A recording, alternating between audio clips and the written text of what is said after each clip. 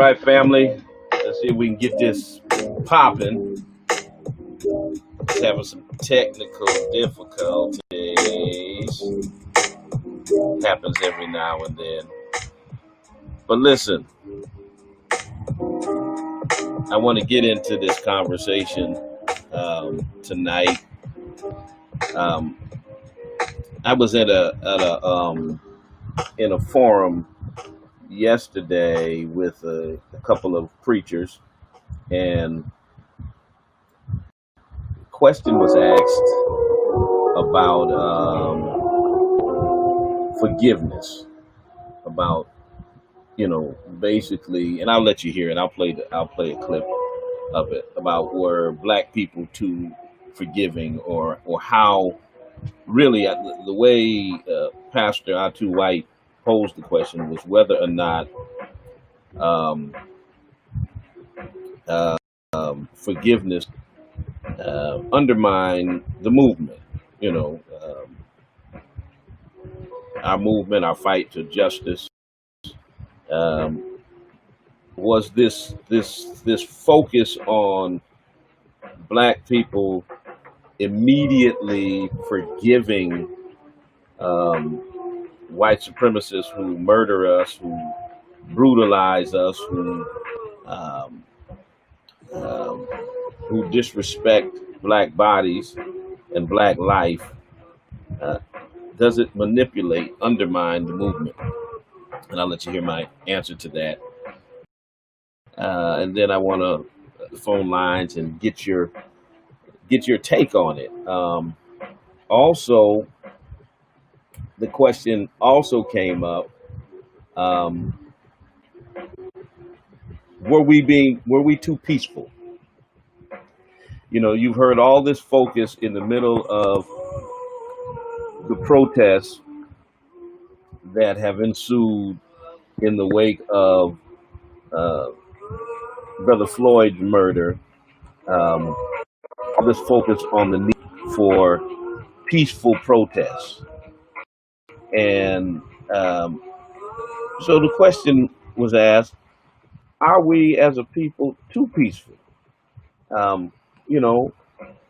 Does it undermine our fight when white folks can exact violence on us and expect that that our response is always going to be passive and peaceful?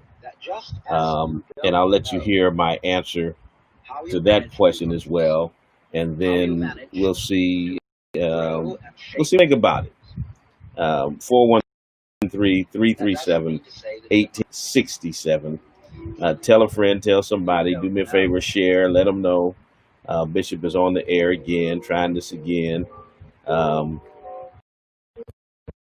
then, technical difficulties pop up on the scene, such as life, such as modern technology. Perfect. But we're going to try to do the best we can tonight, all right? With your help, we'll have a good discussion. Once again, 413-337-1867. Check this out.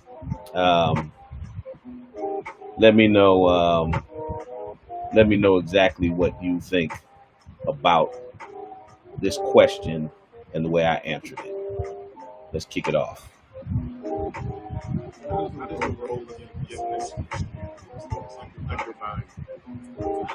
I think forgiveness has been black people in the same way Christianity has always been used basically make us better tools for service, make us docile and passive. It has never been used because our feeling among white folks bring us parity and fellow brothers and sisters. Right. It's always used to manipulate us. I call it a white-manized slave holder religion. So the same way that they told us slaves be obedient to the master, the same way that they had no issue being utilizing black bodies, but selling us high in the sky, that if we were obedient and subservient, that we could get pleasure in heaven after we die, even though we didn't get it by Satan while we were living here. So what they've done is, and I get this all of the time, people say to me all the time, Bishop, you should be preaching love. You should be preaching forgiveness. I wrote a piece that Lavity said, instead of asking us to forgive you, just stop being racist. Stop doing the dirt that you're doing, and you won't have to worry about forgiveness. Here's the thing. I believe in forgiveness as a Christian. I also believe in the process of forgiveness. Forgiveness is a process. It does not happen immediately. Yes, Jesus forgave when he was on the cross. My name is Calvin. It ain't Jesus. Okay? And don't expect from me, I'm not human and divine. All right? I'm just plain old human. Don't expect for me to give you the same thing that Jesus gave those who crucified him on the cross. Forgiveness is not something that you dictate to people when they're supposed to do it, how they're supposed to do it, if they're supposed to do it, but when they get to that point. What I think. All right, I don't think you all saw the video, so let me try to fix this real quick because you need to see it. Stay with us. Don't go nowhere. We'll be right back. We're going to get this done. We're going to get this fixed. I promise you. I promise you.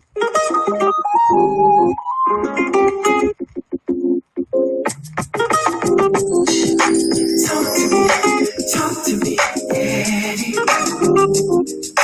Talk to me, Daddy. Talk to me, Daddy. Talk to me, Daddy. Talk to me, Daddy. A positive attitude says everything about you. Attitude is a little thing that makes a big difference. Every day you get up, you've been given a gift. That's why they call it the present. And it's up to you of how you unwrap it. So yesterday is history, tomorrow's a mystery, today is a gift. So don't let the pain of your past bleed into your present and poison your future. Stop replaying the movie, why did this happen to me? When it's done with you, be done with it. If it seems like you keep running into pigeons, it's an indication that you're flying too low. So set your sights a little higher. Remember, eagles fly by themselves. If you can see the invisible, you can do the impossible. Allow your challenges to be a stepping stone to propel you into new possibilities. So be discontent with your past accomplishment. You're only as great as your last success. So maintain your hunger and your passion. Remember this, within every seed is a tree, in every tree there is a forest. Who and what you were born into is simply the environment to prepare you for your ultimate purpose. It was not a setback, it was a setup. Your purpose and potential is bigger than your past pain or problem. The talk that he gave to you. Listen to your heart, don't let your mind fool you. Remember the talk that he gave to you. Whatever you do is gonna surely come back to you. Successful people will do the things they hate to get the things they love. Much of life is about sacrifice. You gotta give up something to get something. Success is not about what you've accomplished, but it's what you have overcome. For it's the test that you pass in life which qualifies you for the next level. You have to be willing to face your challenges and overcome them. Most people drive ride 12,000 miles a year moving forward. But most accidents are caused when they move backwards. You gotta stay focused on what's ahead of you instead of what's behind you. It's your daily routine that determines your success or failure. Whatever you practice at is what you become great at. What's more important than being intelligent is having the right attitude. Respect costs you nothing, but it will cost you everything not to have it. So don't be too smart for your own good. Remember, a hard head makes us off behind. What's more important? Hard head makes us off behind. All right, let's try this again, y'all. Let's see if we can make it happen. I don't know what it is tonight, but let's see if we can get this again.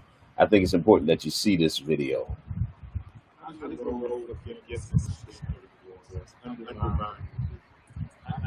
think forgiveness is black people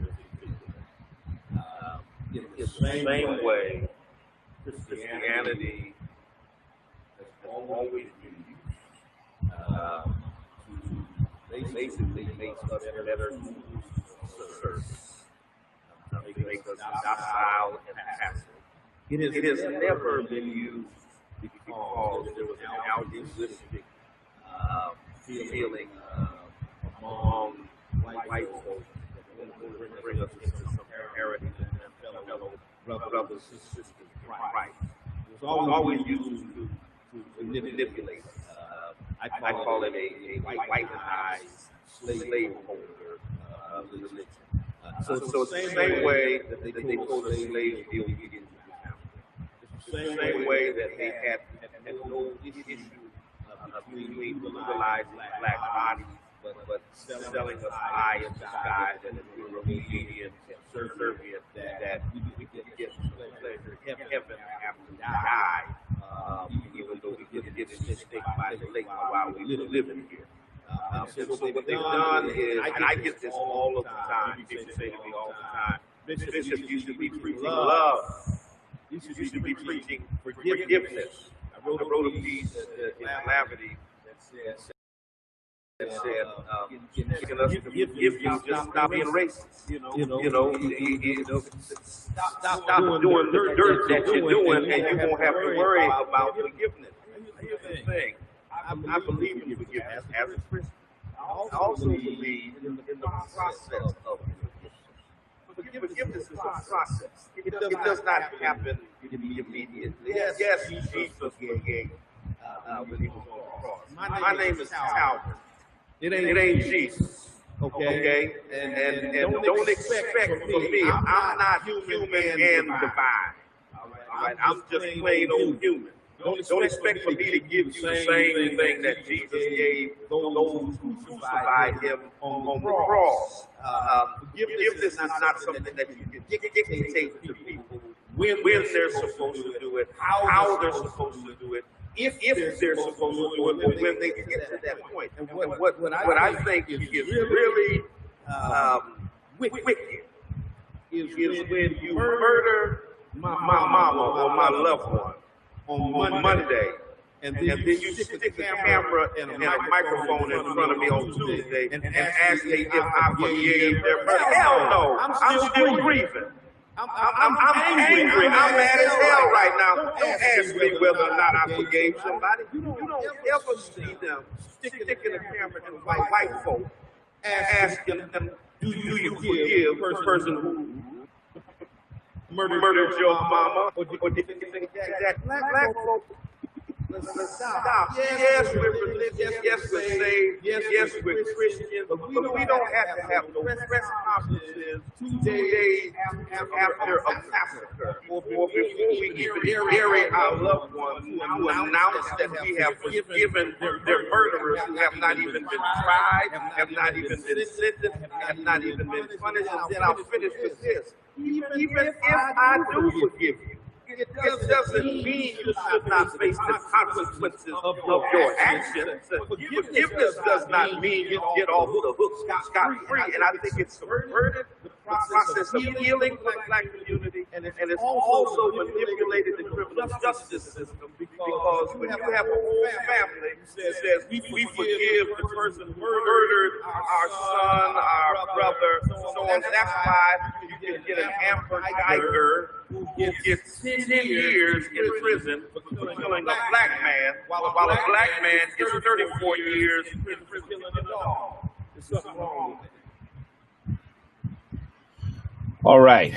So hopefully, I see some of y'all saying there was some echoing, but hopefully you got the gist of what was being said there in terms of forgiveness. And once again, I want to point you to the piece that I wrote that's in Blavity, and it's entitled "Instead of Asking Us to Forgive You, Why Not Stop Being Racist." And it really gave it from a perspective of a Christian preacher who believes in forgiveness, but who does not believe in forced declarations of forgiveness before you've gone through a process. It was the 18th century English poet Alexander Pope who said, "To err is human, to forgive is divine." And it seems like Black America has been trying to be divine for centuries. From the earliest days I can remember, my grandmother and the saints in the Pentecostal church that I grew up in the Church of God in Christ, always taught the importance of forgiveness. One of the most emphasized verses in the venerated Lord's Prayer, "Our Father who art in heaven, hallowed be thy name," is the part where you get to "forgive us our trespasses as we forgive those who trespass against us." That's in Matthew 6 and 12. And we're taught that it's our Christian duty. It is our duty to forgive, regardless of how people have wronged us. And people always point to, you saw in the clip, I talked about Jesus forgiving those who were hanging him on the cross. And people always point to that Jesus forgave those who murdered him.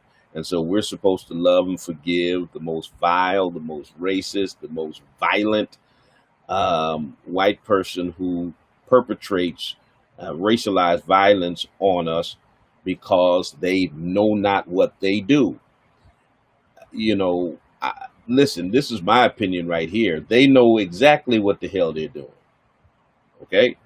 They now, in what Jesus was saying was not they didn't know what they did by murdering him.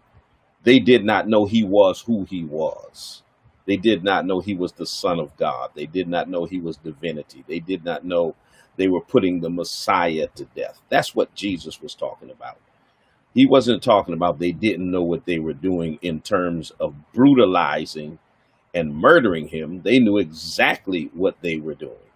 And these white supremacists know exactly what they're doing. Now, as a minister, I believe in biblical teaching regarding forgiveness.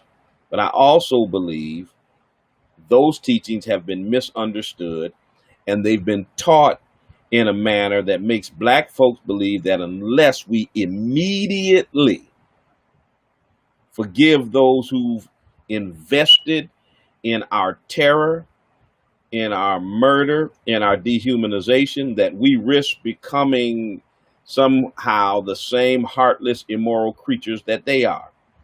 And there's a need to comprehend and be able to rationalize the trauma that we have before we can just jump knee deep into forgiveness. Forgiveness is a process. Matter of fact, psychologists say it's at least a 5-step process. And one important step in that process is to let the feelings be felt, to feel the pain, to feel the anger, to feel everything that is attached to the damaging behavior, to bring it all to the surface, to process it, That means you got to deal with anger, you got to deal with grief, you got to deal with anxiety, you got to deal with frustration, you got to deal with trauma. And guess what? This is only the second step in the 5-step process. But somehow, some way, black people are expected to immediately forgive violence that's done to them by the state, by the government, by individual white people, by vigilantes, by the police. That America somehow disallows black people's full humanity. They disallow our emotions, and they demand that our suffering be done so that the expression of our despair doesn't offend their white sensibilities, and it doesn't spark their guilt or their fragility. Like, I know I did something wrong to you, but don't make me feel bad for doing wrong to you. They want to strip away our humanity. Now, when they're done wrong, they say never forget. When we're done wrong, forget about it. Get over it. The Bible says to forgive. They manipulate scripture. They bastardize scripture. They pull out their whitenized slaveholder religion and use it as a cudgel to beat black folks over the head for having the audacity to feel pain and frustration and to respond to that pain and that frustration. And they have the nerve to demand instantaneous forgiveness. And let me tell you something, brothers and sisters. In the real sense, our instantaneous forgiveness of this racialized violence that's perpetrated against us is white America's unearned expectation. They expect it. They haven't earned it. They don't deserve it, but they expect it. And they think for us to do anything less is us being callous and making them the victim. Somehow our oppressors victimize us, and when we respond to our victimization, they make themselves the victim. It happens to me every day on social media. I get these Karens and these Beckys, and they jump and say something sideways, and then when they get checked, then they say, I was attacking them. They flip it and they become the victim. That is a caucastic tactic that happens all of the time. And that's what America wants you to think, is that somehow when black folks express their black rage, which they have a right to, that they are victimizing white folks. What did we ever do to you for you to hate us so much? What the hell kind of question is that? When folks say to me, well, Bishop Swan, you just hate white folks. I don't hate anybody. But let me tell you this, and I'll add more to it before I take it back. If black people hated white folks, okay, we'd have a reason. There would be a justification in it.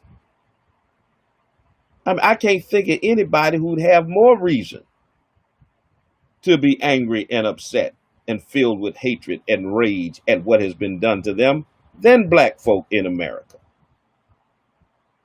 And it's amazing to me, just think about it. If somebody just brutalizes you one time, somebody slaps you, kicks you, punches you, whatever, they wouldn't even ask you, are you mad at me, or why are you mad at me? Because they already know.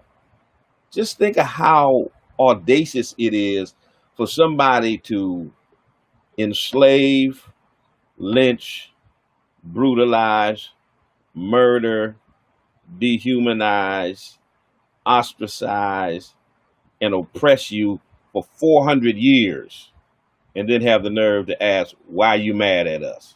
Why are you so angry? I mean,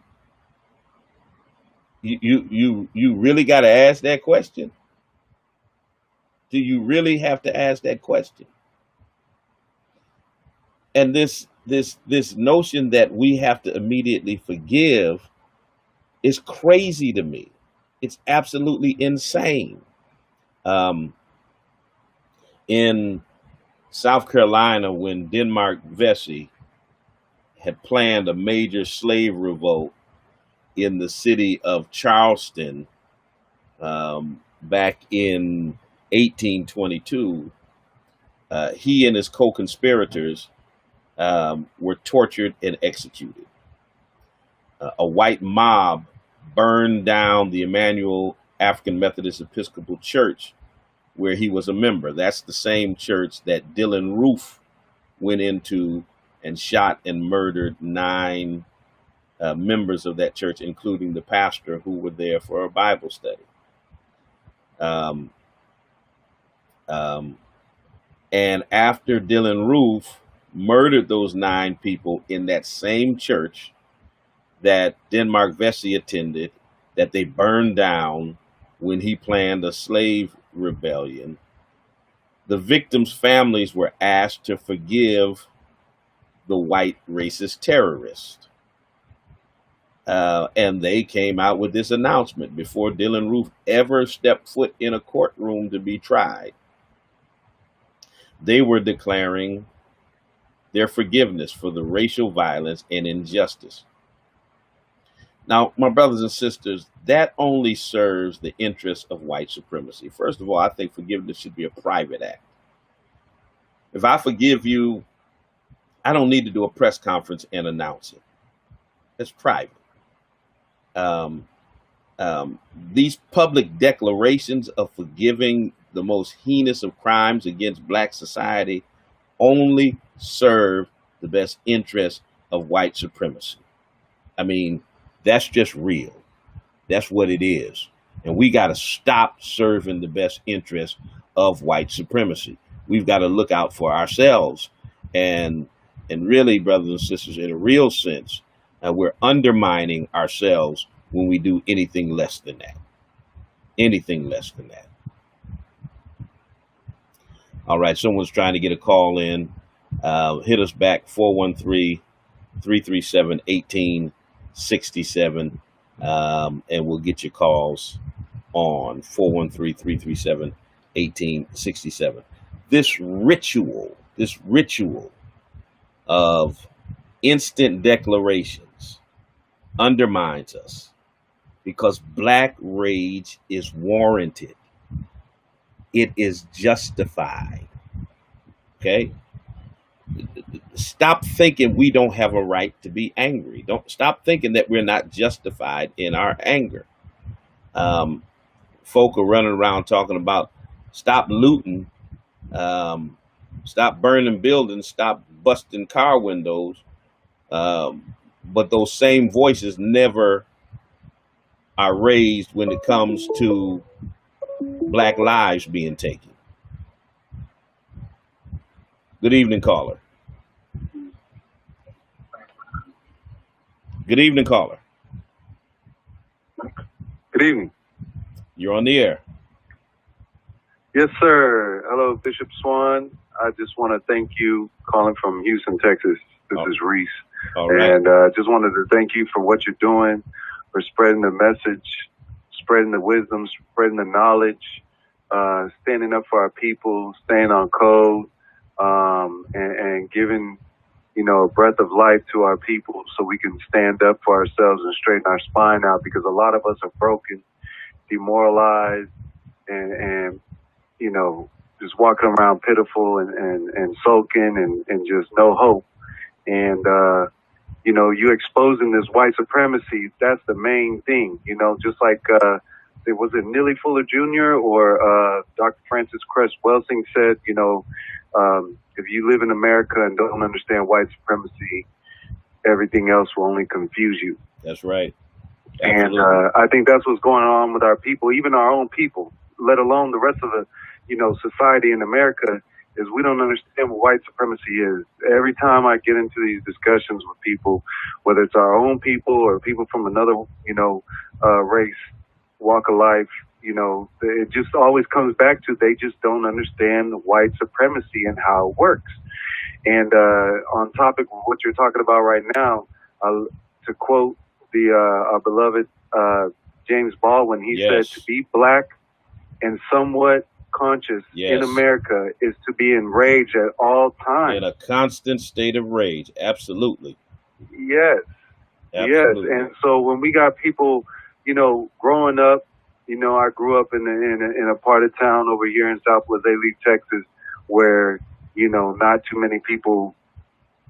I mean, there was people from all walks of life, and you just thought, there's a couple of racist dirtbags here and there, but you didn't realize it was systemic. And then you got other brothers walking around, constantly upset, constantly, walking around, as they say, with a chip on their shoulder. And you're like, why? What's the problem, man? Let's just, be happy. Let's try to get along and all this kind of stuff. And then you understand now, well, for where I'm at in my mind, in my understanding, my knowledge, is that I understand that mindset that they have, because I understand that they were exposed more so early on, and they probably got the wisdom, knowledge, and understanding from their, from their elders earlier on, to understand what's really going on, the trick bags and the booby traps that we've been walking through all this time, the landmines to try to trip us up, and how things were systematically cast against us. Yeah. We keep looking at everything as an reflection of an individual, but it's not. It's as a group. That's right. What are these people doing That's as right. a group? That's right. And that is a problem with white folks' interpretation of racism, and also the lens through which they have manipulated black folks to look at it, as opposed to looking at it as a systemic problem. They're looking at individual acts to determine the severity of racism, and the way racism affects black people is not most dangerous in terms of individual acts. It is the systemic racism that is ingrained into every facet of American life that causes the consistent trauma on the black psyche and on black bodies.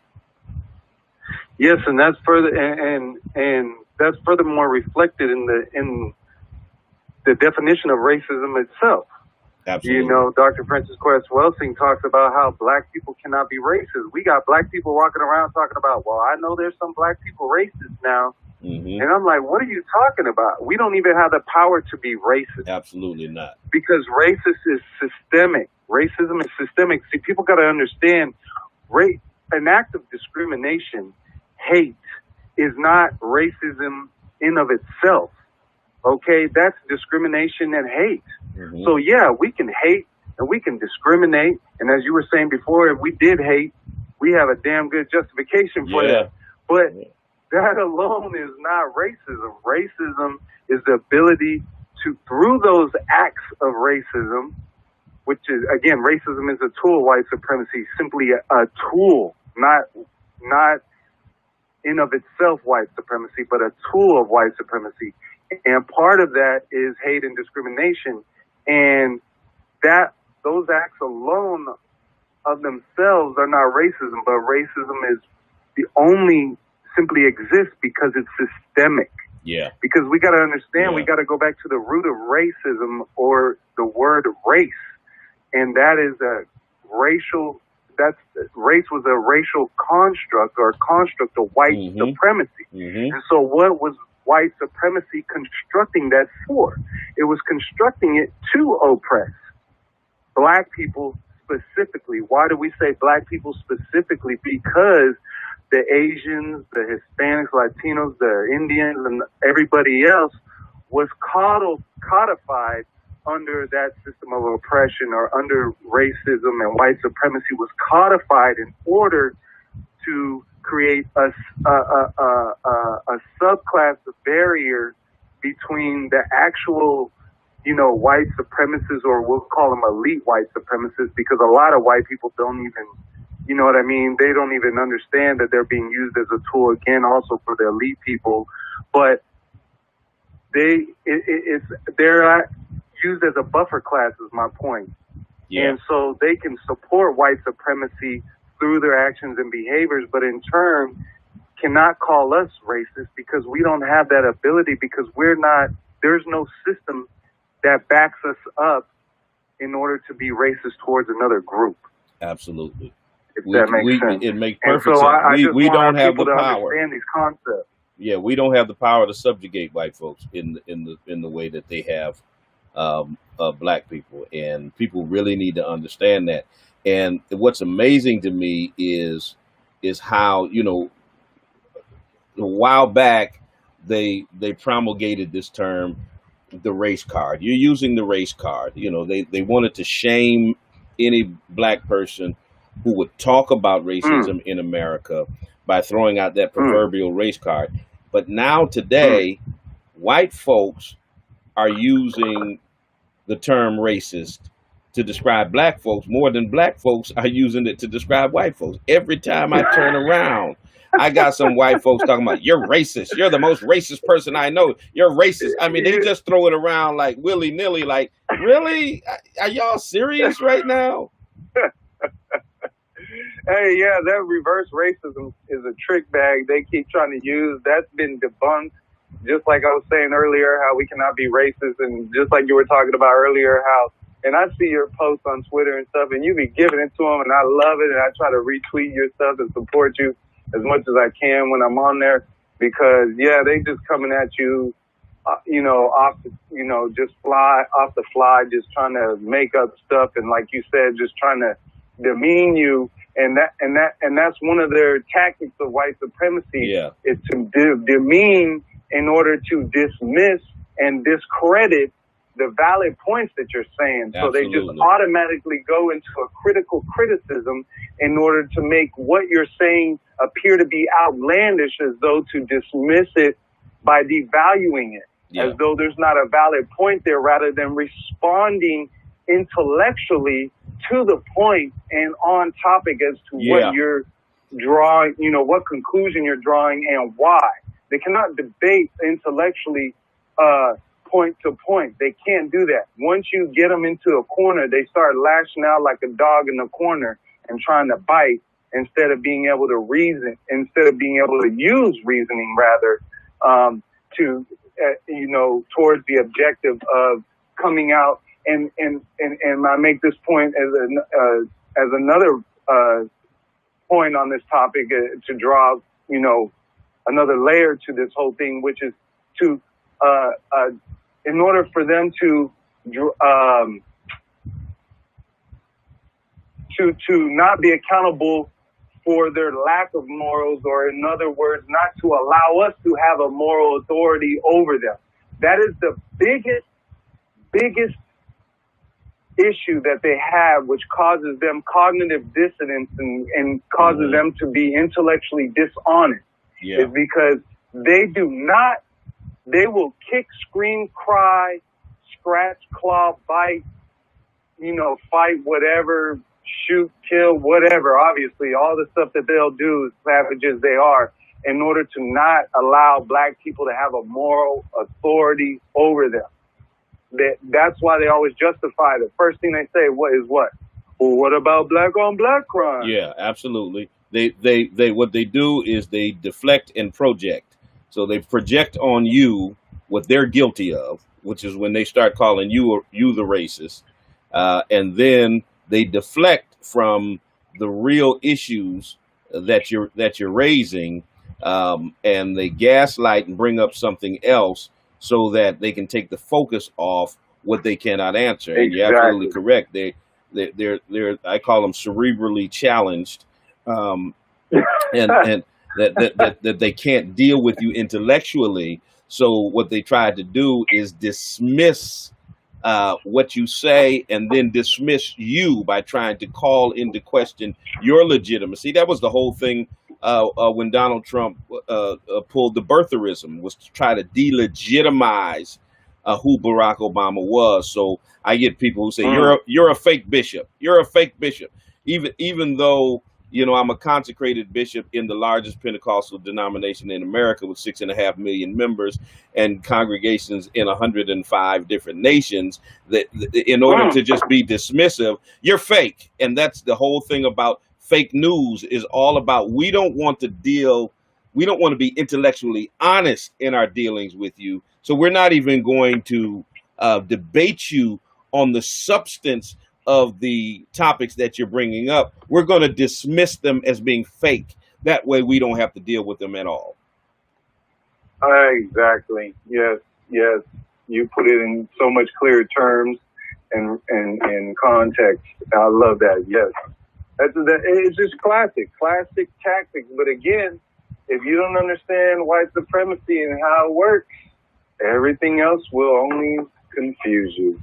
Absolutely. And we really got to understand that. That's a lot of people, even our so-called allies, because again, I grew up with people from all different backgrounds, and I call them now so-called friends because I'm realizing when they deal with when I was younger, it's like kumbaya with everybody, thinking, again, it was just individuals, and not speaking to them speaking to them as an individual rather than, as a Christian background, everything, rather than a black man.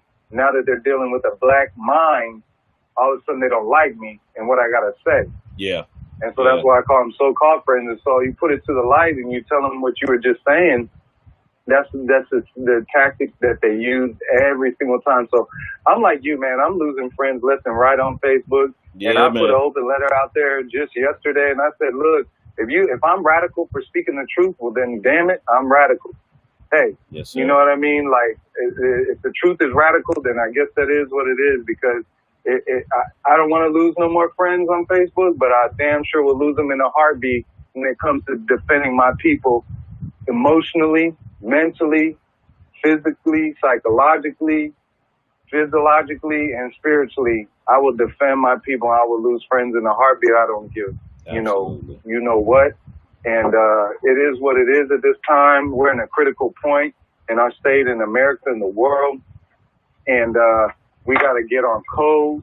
And I appreciate you for keeping challenging the narrative, because that's the biggest thing. They're brainwashing everybody through the mainstream media, and they're controlling the narrative, and that way they're controlling people's minds. And you can just see it right now when you see people walk around with masks and gloves.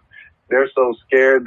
I had some lady turn and run around in the store and turn and grab her kid and run around like, oh, he's not wearing a mask. And they just got people so brainwashed with this everything going on. And you just can tell by people's actions and behavior. And it's just sad.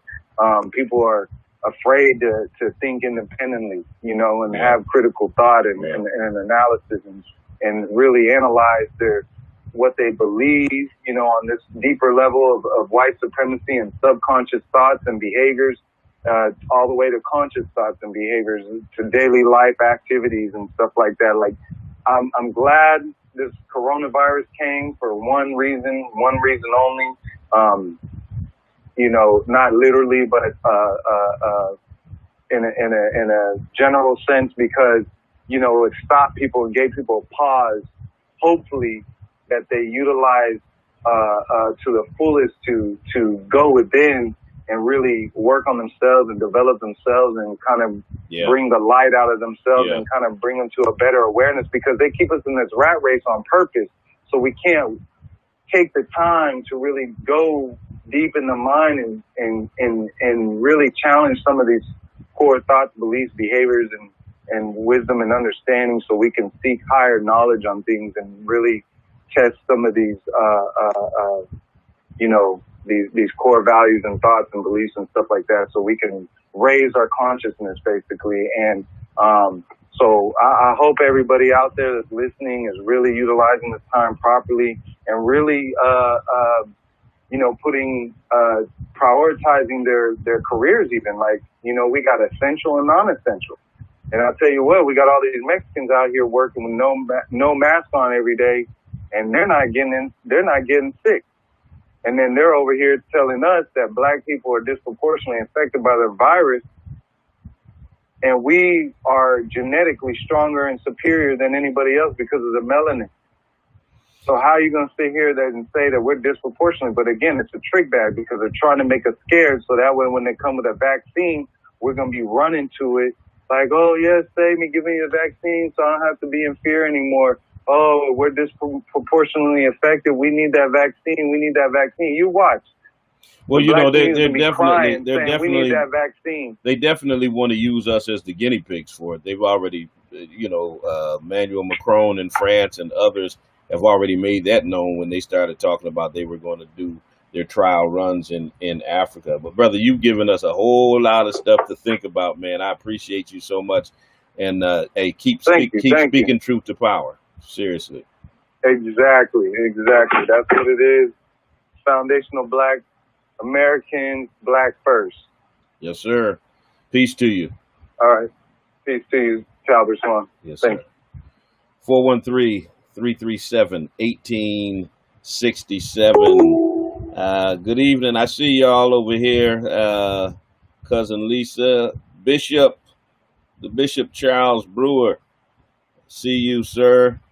Good evening to you, Lisa Cox. Angela Thorpe, third vice president of the NAACP, is in here with me. Amy, you're always rolling with me. Vicky, good evening. Selena Kears, the Reverend Mark Bayman, our second vice president, is in here. Guynell Britton, my brother Keyshawn Dodds is in the house. The Bishop Neil Boyd, my frat brother Domingo Sambula. I'm the Mingo Madness and you're not. Good evening to you. Daryl Swan, what's going on, cousin? Sister Kathy Swanson, and others that are in here. I see each and every one of you. 413-337-1867 is the number here if you want to chime in on the conversation. Love to hear what you have to say. Listen, as I said before, black rage is warranted. It's justified. And here's the other thing. It's needed. It is needed to express the full humanity of black people. And it's really needed to shock a system of anti-black bigotry that's just really coasting along on cruise control. What did these protests do? They shocked the system of anti-black bigotry. They gave pause. They caused the whole nation and the world to sit up and pay attention. Now, you all will remember this from last year. There was a 9-year-old boy named Jeremiah Harvey in, I believe it was in Brooklyn. He was falsely accused of sexual assault by a white lady named Teresa Klein. All right. She offered this half-hearted apology. Basically, they were in a store in Brooklyn, and young Jeremiah walked by her, and his book bag, he had a backpack on, and his backpack grazed her in the corner store. All right. She lied and said he grabbed her behind. All right. And then she feloniously reported it to the police. Now, the video proved that he never touched her, that the backpack grazed her. She never bothered to learn his name. She gave a half-hearted apology to the young man. Matter of fact, she even said in the interview, "Young man, I don't know your name, but I'm sorry." Yeah, okay, you're so sorry you didn't even bother to learn what his name was. But the thing that bothered me about that whole incident was when the television news interviewed the young man, they asked if he accepted her apology. Young Jeremiah said, "I don't forgive this woman. She needs help." His immediate response. Now, here's a young man that's traumatized. Had the police called on him, 9 years old, accused of sexual assault.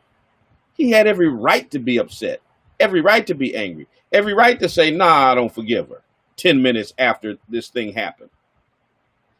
But they mounted the pressure on him, right? He wound up being coached by his mother and others, and then 2 days later, They asked him the same question in an interview with his mother sitting there, and then he said, "Yes, I do." That he forgave her on Good Morning America. Now, I thought it was shameful that he was forced to declare forgiveness a mere 4 days after being falsely labeled as a sexual predator. One of the most traumatic experiences in his young lifetime.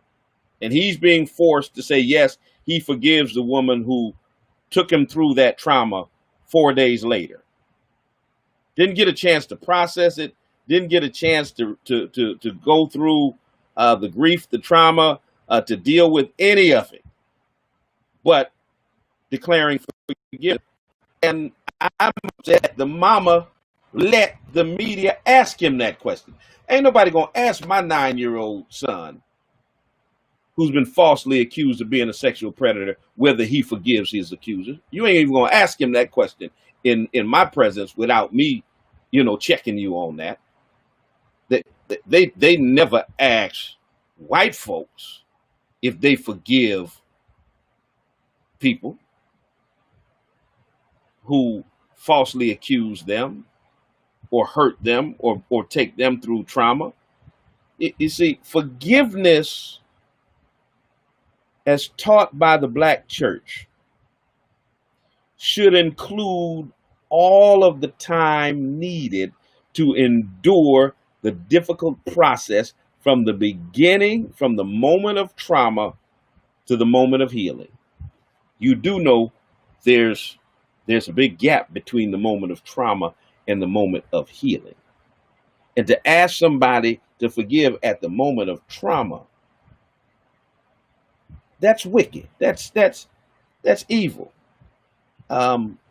Forgiveness should be a meaningful and genuine expression of restoration on the terms of the person that is aggrieved, not on the terms of the perpetrator of the trauma, on the terms of the aggrieved party.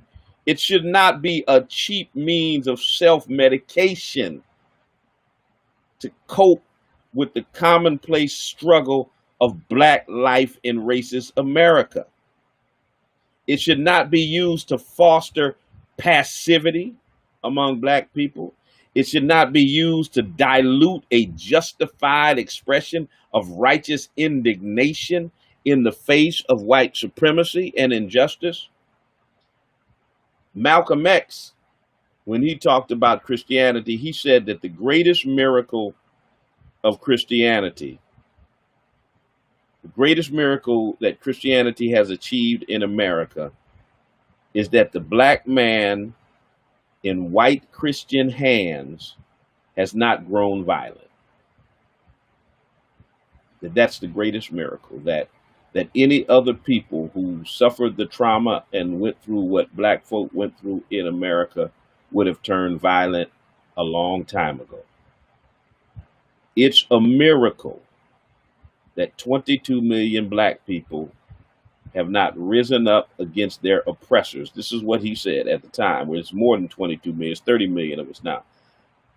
He said it was a miracle that 22 million Black people have not risen up against their oppressors, in which they would have been justified by all moral criteria. By all moral criteria.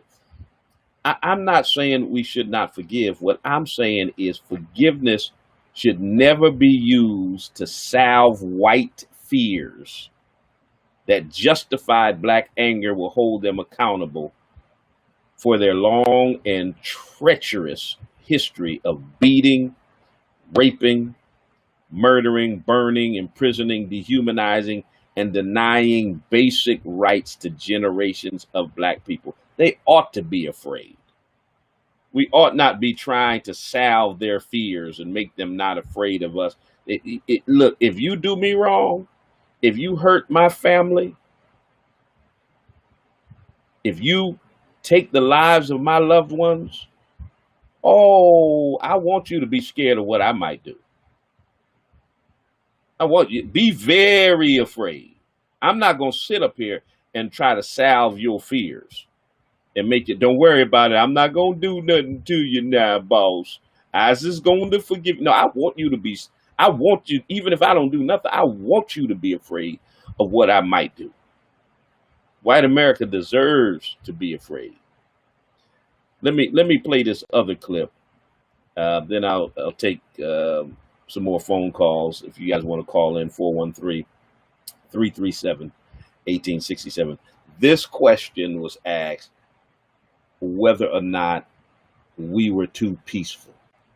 You notice in all of these protests and stuff, there's been this focus on we need peaceful protests, peaceful, peaceful, peaceful, peaceful, peaceful.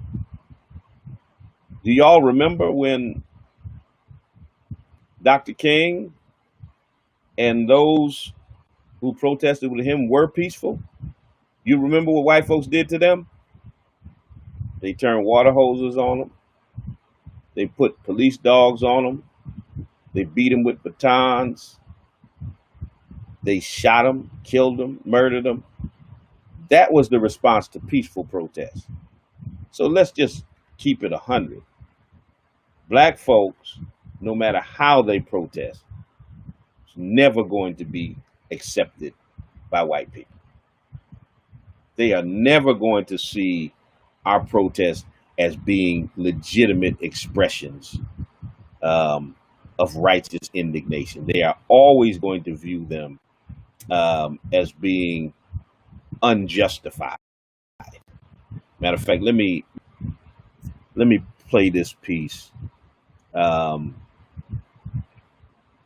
got an EP out, a spoken word EP that was just released in light of everything that's happened with the George Floyd murder, etc. And there's a piece on there called "Targets." I want y'all to hear it. I want you to listen to it, and then we'll come back and play the video.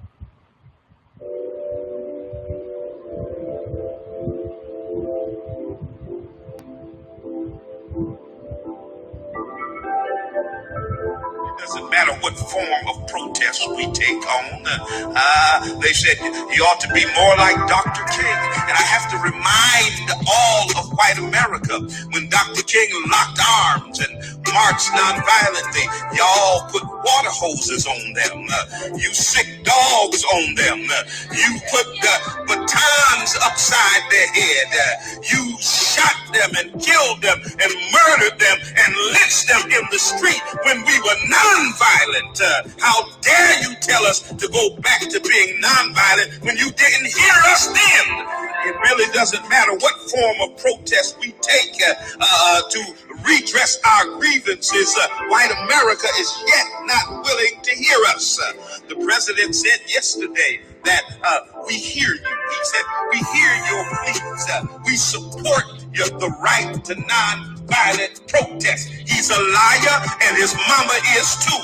Because when Colin Kaepernick and others were kneeling non-violently, this same president stood on his bully pulpit and called them thugs and called them hoodlums. And white America stood up and said they were unpatriotic. Well, if we can't kneel non-violently and protest and be heard, maybe, God help me here, they gotta loot Target and burn down police stations in order to get your attention. And wait, let me pause parenthetically right there and say unto you, I'm tired of y'all who are tripping about Target being looted, but you ain't tripping about the targets of white supremacy being murdered. Oh, God, help me preaching. So there's about 5 tracks on that EP. It's entitled "We Still Can't Breathe," and that one's entitled "Target." Check it out. It's all about what's happening in this moment. So let me play this other one, and then we'll come back and chat. Check it out. Are we too peaceful? That's the question. Are we too peaceful?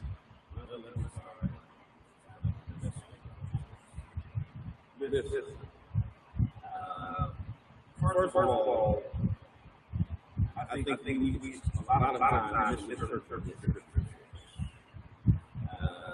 God is about peace, God is about war, it's about justice.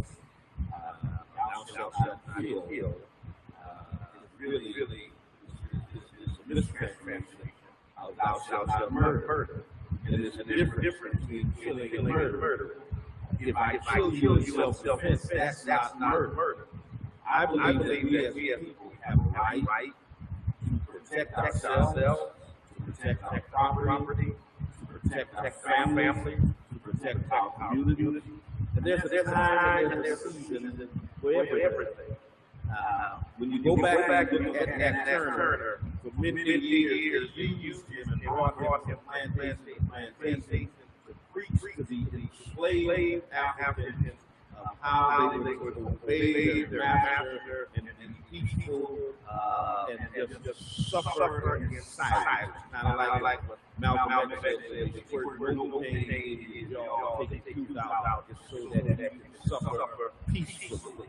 And that's what they hired him to do until he had an epiphany one day and they understood that the wickedness of slavery needed to be fought against vociferously. And he took arms and got out of the group who went with him to fight against this tyranny. Now, of course, when white folks see and read about slave rebellion, they look at that as wickedness and evil. These are savages that not with the will of God. But then at the same time, they'll look at the American Revolution. White folks fight against the tyranny of the British. They'll look at that as being patriotic and that being ordained of sanctioned by God. And so it's a matter of how people interpret things. When them looking for freedom, it's one thing. When it's us, it's different. With white folks, the biggest riot that we call it the Tea Party, but a riot. White folks riot and stuff. But then when we go out on the street and we express our righteous indignation, our frustration for extrajudicial murder of our people, and people out of that frustration and burn some buildings or break some windows in a car, then everyone gets all uptight and upset. Yes, the death of George was terrible, but we shouldn't be burning buildings and we shouldn't be looting and listen. My position to those who think more of a building and a car, the hell with your building and your car and all of that stuff when you have nothing to say in condemnation of the brutalization of black bodies and the taking of black lives. My concern is this: it's a problem in America when you're more concerned about Target being looted than the targets of white supremacy and All right, so that kind of gives you what my response was to that. See, the difficulty I have in this whole process is when people spent more time focusing on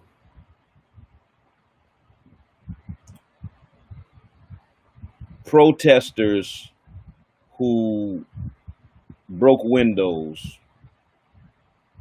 or burned buildings or stole a TV or damaged a police car, and the taking of black life was kind of a sidebar to that.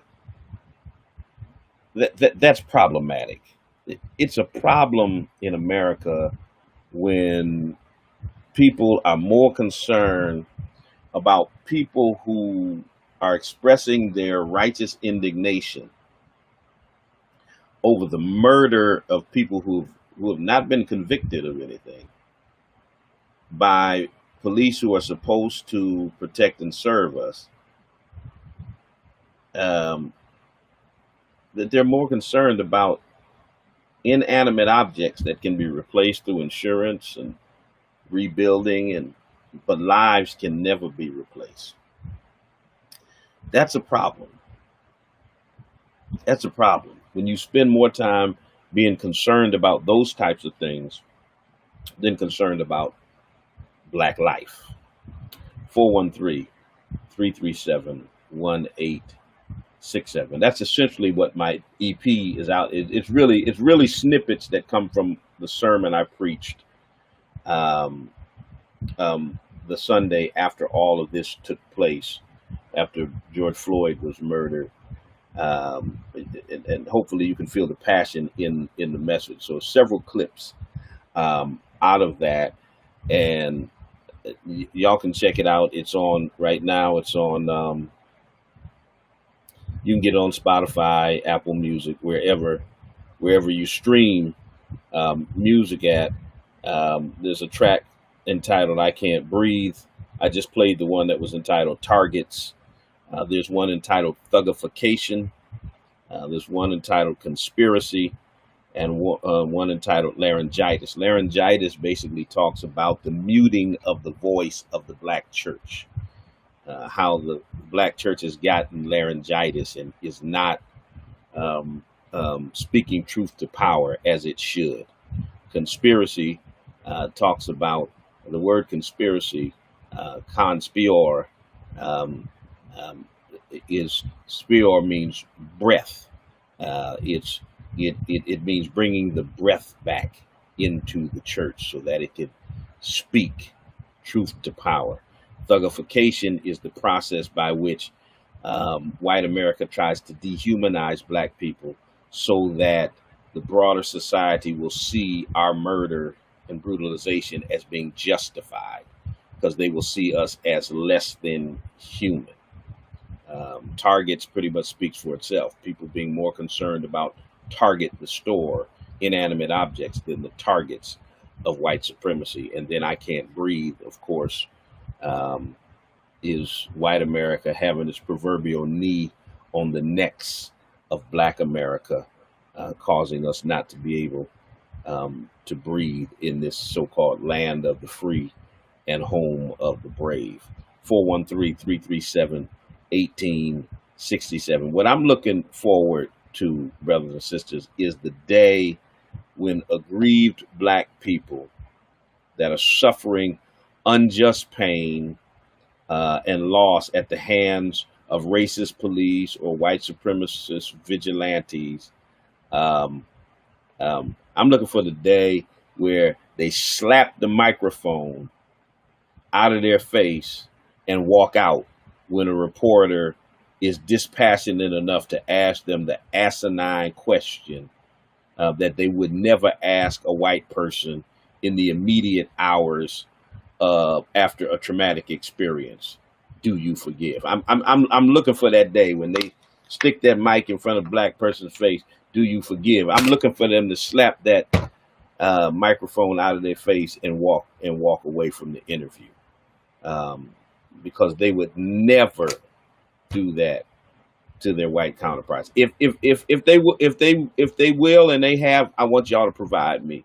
Give me a link to the video. I want to see the video where white people have been murdered. I want to see the video from Columbine, from Sandy Hook, from any of these places where people came in and shot up and killed white folks, where the reporters were asking them, "Do y'all forgive?" I want to see it. I want to see it. 413-337-1867. Let me see what y'all been saying up in here. Let me see.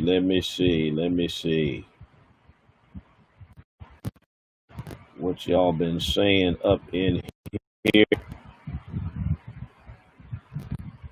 All right, let's go to our Periscope church. Good morning from Sweden. Sweden. Y'all see that? All the way from Sweden. That remind me, I don't know why that took me to to coming to America. I'm Edith from Sweden. Good evening, caller. You're on the air. Hi, How you doing?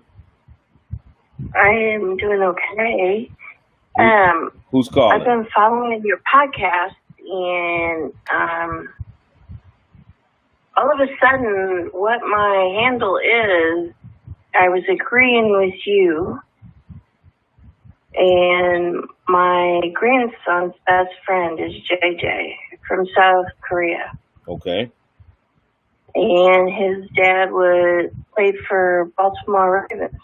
Okay. And in South Korea, it was okay to be black and white.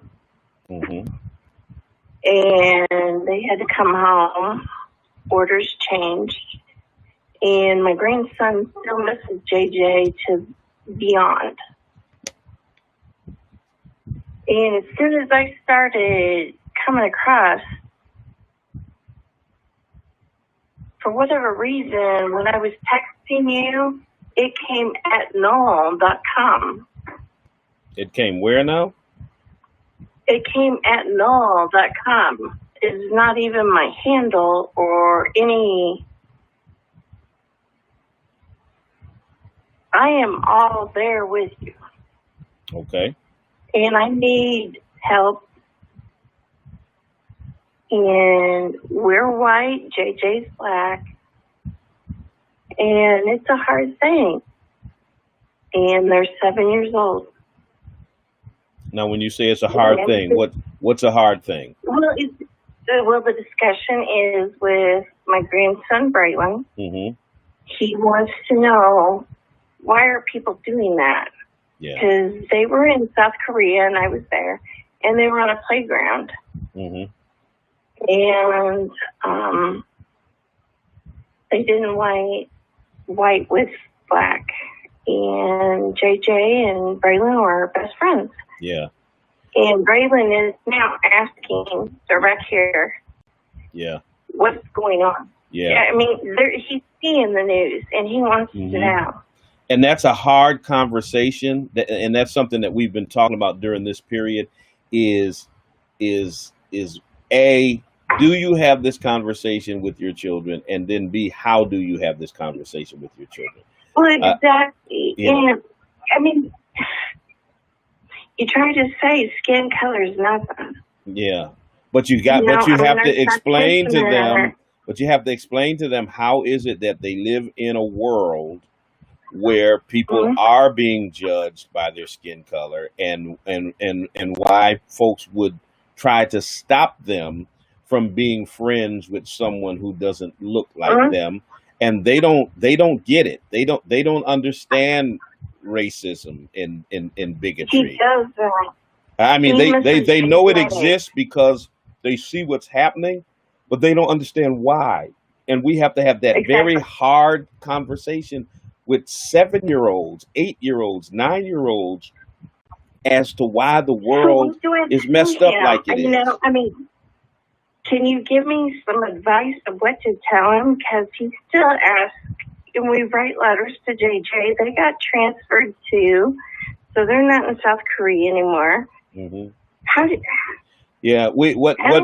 What we try to do is simply explain to them the reality of evil and wickedness that exists in the world, and that there are some people who unfortunately have decided to ascribe to a wicked or evil philosophy that certain people are not worth the same as others. Well, he already felt that. Yeah, and unfortunately, these people use that wicked philosophy to justify hurting other people. But we try to explain to them this is not the majority of the people in the world, and it's sadly that in all of our lives we are going to have to deal with these kind of people, and we try to build up their esteem enough to understand that regardless of these type of people, it does not mean that you are worth any less than anyone else. Everyone is equal. Everyone is the same. And we try to just continue to to instill that in young people. So because that's traumatic, especially for young black boys and young boys of color, for them to grow up feeling like there's something wrong with them. This is beyond traumatic. Yeah. I could almost cry because he wants JJ, and they got moved to another base out of South Korea, and he's asking me when he's seeing the news. So we try not to have the news on, and he is like, "Why are people doing that?" Yeah, yeah. Yes, I'm going to tell you, I'm white, and we're trying hard to instill the best values. And JJ was just an amazing little boy. And I'm sorry, I'm going to cry. Yeah. Because my grandson deserves better than this. Yeah. My grandson deserves better. Yeah, he deserves to live in a world where he's free to choose his friends, and not based on anyone's skin tone. Skin color. Yeah, absolutely. And he doesn't think there's a skin color difference. It's just his best friend. Absolutely. It is beyond hard, and it's hard to see what's going on. And I'm sorry I had to call you because I don't know what to tell him anymore.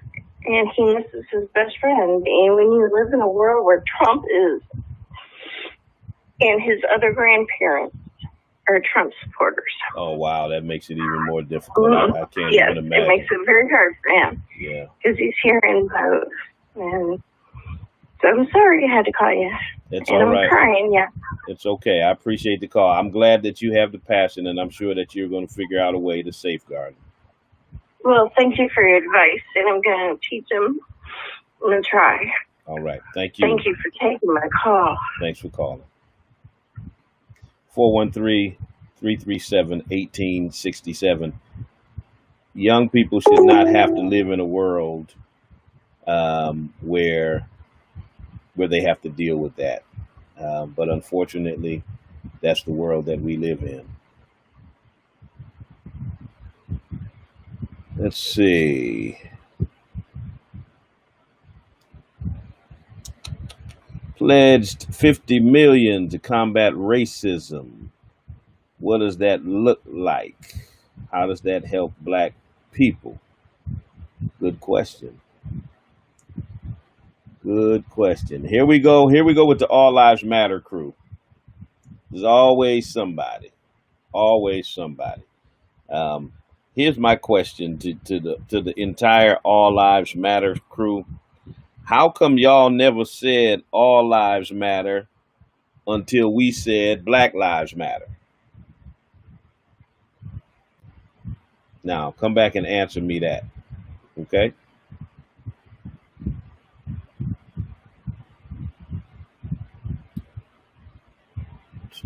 Four-year-old had to say goodbye to his best friend. Yep. We are putting things on our children. We are traumatizing them at early ages. And then some of them, unfortunately, little white kids, they're passing down bigotry to them from generation to generation. And it's a shame what they're making them into. Good evening, caller. You're on the air. Caller, you're on the air. Hi there, Bishop. My name is Gregory Kemmis. How are you? I'm good. Where are you calling from? Washington? Yes, sir. All yes, right. sir. What part? Sorry again. Could you speak up? What part of Washington? I'm from, luckily I'm not in Seattle, but I'm in Snohomish County. Gotcha. Good evening to you. So, I just popped into your scope a little bit, and I've been hearing about all this news on the TV. I wish I didn't, but basically, it's all over the country and stuff. I just wanted to say how hard this is, and how disgusted I am that everybody can't understand that one person is the same as another person instead of, I mean, this has been a history since for centuries, but the last time I remember mentioning it, was a couple decades ago when I watched the movie Ghost of Mississippi, and basically, and I appreciate you hearing me out on this, but basically, it was about how the slain civil rights leader Medgar Evers was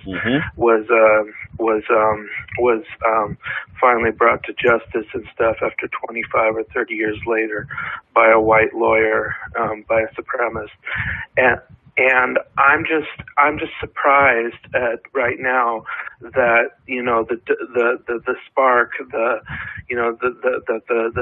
police department triggered all these protests and stuff because I'm just one who kind of thinks that the legal system should do its course and stuff, you know what I mean, and that we should be able to get along and stuff, I mean, I'm 35 years old and I'm still Caucasian and stuff, but which is pretty rare. But I'm very surprised at all these commotions and stuff. Yeah. Well, it's the reality is, as long as we pass it on from generation to generation, it continues to perpetuate over and over Yes, again. sir. And people keep saying, how we made all this progress and stuff. But what's disheartening to me is when I see 17-year-old white kids on social media doing racist videos, because they're not born. They're not born. There's no excuse for that. They're not born There's racist. really not. They're not born racist. They're taught it, and somebody taught it to them. And so, if they're 17, I'd venture to say their parents are probably in their late 30s, early 40s, maybe, could even be younger, which means they passed it down to them, which means they got it from someone who's probably about 60. And so you can see the progression, how it gets passed down from one generation to the next, And so where we have teenagers who have the same mentality as white folks who were on the plantation. And it's shameful, and we'll never really deal with the problem of racism as long as we continue to pass this vile pandemic down from one generation to the next. And I understand what the goal is here, but at times, just like how in Seattle there was a car trying to run down the crowds and stuff, luckily the police were there for the safety of that. But, as long as we have people who are trying to oppose the process, we're never going to get to where we're needing to be and stuff. And just like I heard the woman crying, I don't know what to say about it too, because, mentally and physically we should have been past this, in my opinion. It's really a shame when you have a grandmother who is crying because she's in pain because her grandchild is trying to grapple with the reality of racism and bigotry in America, and doesn't know how to process. Doesn't know how to process the fact that there are people who don't want him to play with his best friend because he doesn't look like him. That is heartbreaking. Yeah, that is heartbreaking. I was like the same age, and I had kind of a black friend, and this wasn't even an issue and stuff, maybe years ago and stuff. You get what I'm saying? But yeah, we in our high school, we were taught, we were not taught a lot about the black history and stuff, but we were taught about pretty much everything else on a very positive level. And so, like the government and everything else, economics, we had a very quality, good high school in Snohomish that I graduated from in 2003. And I'm proud of that, because even though and stuff, we didn't have to deal with this. Yeah. Yeah. Well, we plug on and we continue to try to teach one. And if we hold each other accountable and continue to, teach each other, then hopefully we'll make some progress. Appreciate you calling. Yes, sir. Thank you for taking the time to listen to me. Absolutely. You too. Bye. All right. Bye-bye. All right. 413-337-1867. Let's see, because we got that late start because of technical difficulties. I'll go for the remaining 13 minutes and take you up until to the midnight hour. Once again, 413-337-1867. I see the trolls are out on Periscope. The trolls come out at night. The trolls come out at night. I got to assign me some moderators that can get up here and block some of these trolls. Once again, y'all answer me the question, how come y'all never said all lives matter until we said Black Lives Matter? Do you have any advice for white people who are finally starting to join the movement? Listen. Don't try to lead it. Listen, learn, understand, be good allies. That's my advice. Yeah, trolls be out here, huh? They be out here. My favorite book of the Bible is Luke. Luke has an interesting perspective of how he writes. He writes to a universal church, not to just Jewish folks. He highlights women and those that are disenfranchised. It's more of a liberation text. Luke 4 is my favorite text in the Bible, where Jesus says, "The Spirit of the Lord is upon me. You've anointed me to preach good tidings to the poor," etc. Luke 4:18. So that's my favorite book, for those who are asking. You'll moderate for me. Yikes. Yeah. Email me. Send me an email. tswan@kojic.org. tswan@kojic.org. Anybody interested in moderating any of the sites? Get some of these. I love this one I got pinned here now. Blue eyed. Yes. Blue-eyed lives matter is more accurate. That's what they mean. That's what they mean, Amy. Yes. They ain't talking about blue-eyed lives. You're absolutely right. That's exactly what they talking about. The trolls are out in abundance. Let's see. Jesus said to judge righteously.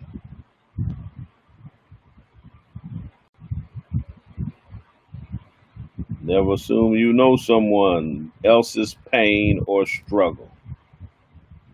All right. What I'm going to do, I'm going to play. Let me play another one of these tracks. I'm pushing this. It's called Can't Breathe. It's an EP that's out now.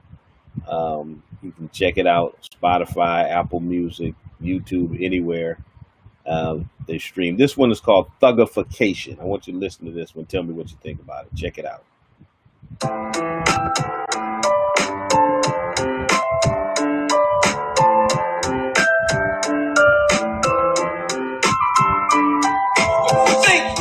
When his nation is burning from the East Coast to the West Coast, that he would get up and try to unite people, try to bring people together, try to condemn the social injustice that brought us to this point. But no, he wants to thugify black folk. When white folk came to Michigan, armed to the teeth, carrying AR-15 rifles, dressed in combat gear. Come on, somebody, carrying nooses and waving racist Confederate flags. He called them very good people and demanded that the government Michigan cut a deal with them and talked to them. But when black folk came to protest the unjust murder of black people, he called us thugs. Yeah, thugification, demonization, and criminalization are all attempts at ultimately dehumanizing us. Because if we can prove that someone is less than human, then we can justify killing them.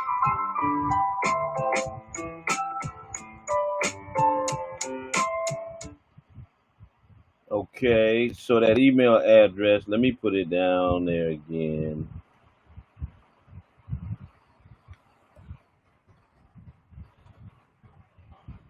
For those that are trying to help me out on the moderating side, it's tswan at kojic.org.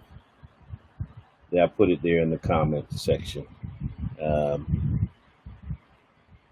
So hit me up right there. Just remind me of this conversation. And MLK would have rebuked Black Lives Matter. Who is this clown? Let me find this clown. I rebuke you and your mama. How about that? Rebuke your mama. There we go. We're going to just mute you. There we go. Do you love white people? Yeah, we're going to mute you too. These folks are a trip, boy. All right, y'all. Apostle Earl Newton just joined us. My frat brother. What's going on, man of God? How are you, sir?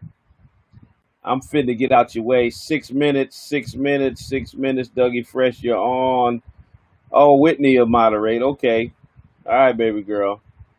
Listen, I'm telling you now, that's my oldest child, my firstborn. She gonna be blocking all of y'all. She moderate. She ain't even gonna be playing. I promise you.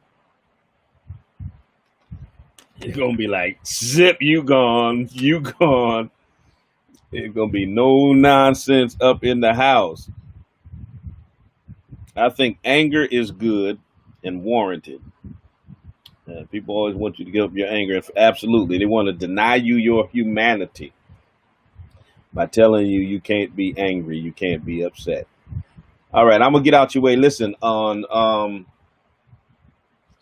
Sunday at 11, we'll be streaming live from the church. And remember, on Monday, we're on the spoken word radio broadcast at 9:00 a.m. Then Wednesday, we're on our virtual Bible study, and we're back with you for Bishop Swan Live on Thursday evening. I just got back on Twitter. Y'all, okay, so they locked my account on Twitter for directly quoting 46-1.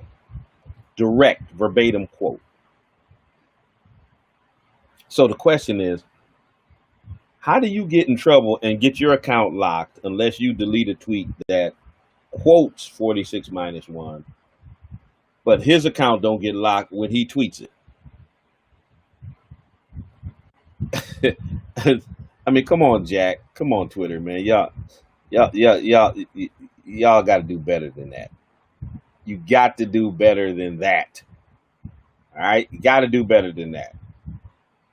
All right, check it out. I'm gonna leave. I'm gonna play this piece here. This is from my sister Rhonda Swan. This is called A Response to the Sellout. A Response to the Sellout. I'm gonna go out like that, and until the next time I talk to you, you talk to me. Remember, God loves you. So do I. I want y'all to listen to this. Don't y'all leave here until you hear this. This is deep. Love y'all. Peace.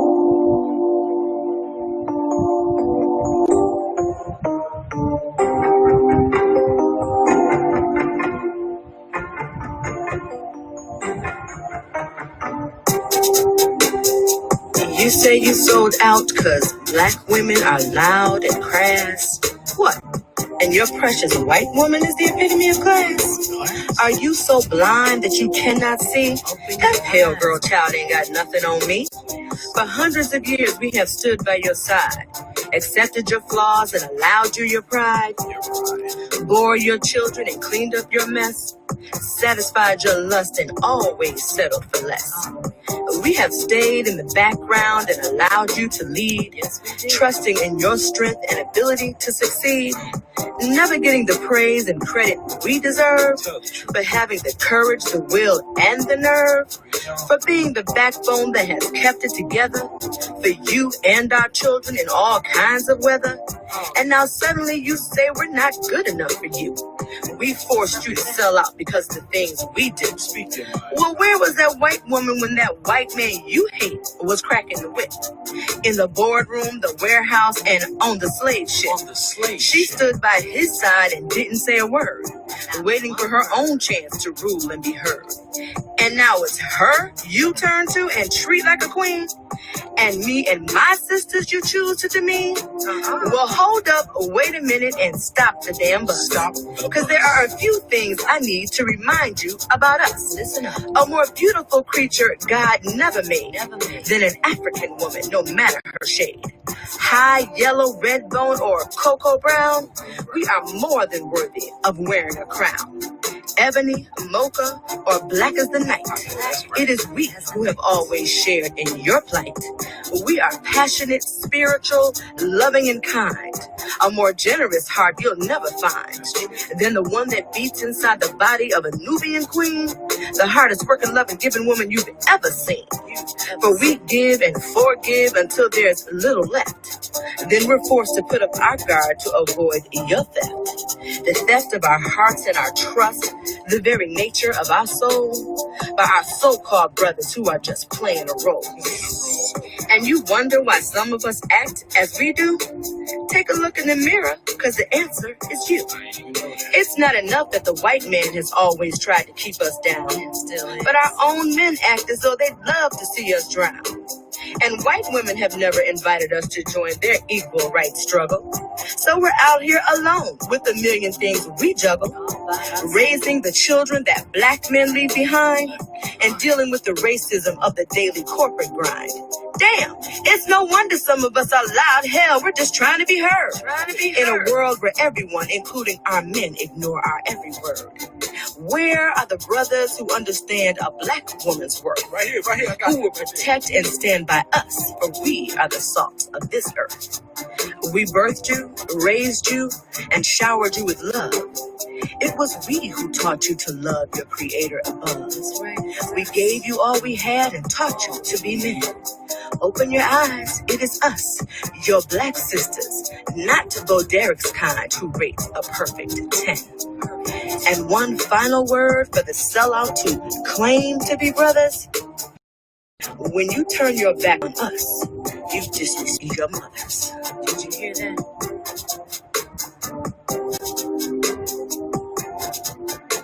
This is a response to the sellout.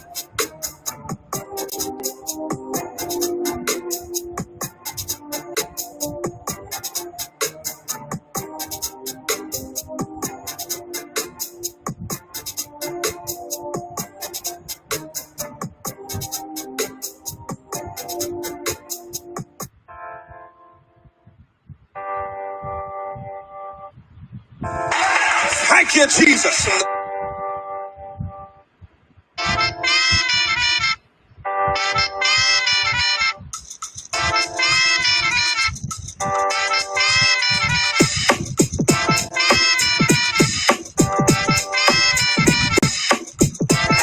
Thank you, Jesus.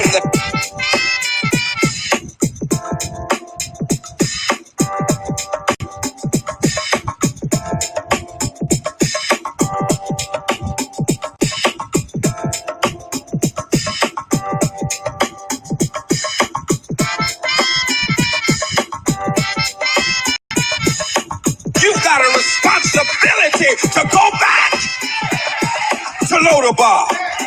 Your work's not done just because you made it to the palace. Oh, bless the name of the Lord. But you've got a responsibility to help somebody else make it across. Thank you, Jesus. Don't pull up the ladder because you climbed to the top. Don't blow blow up the bridge because you made your way across. Thank you, Jesus. But reach your hand back down the ladder and pull somebody else up out of Lodabar.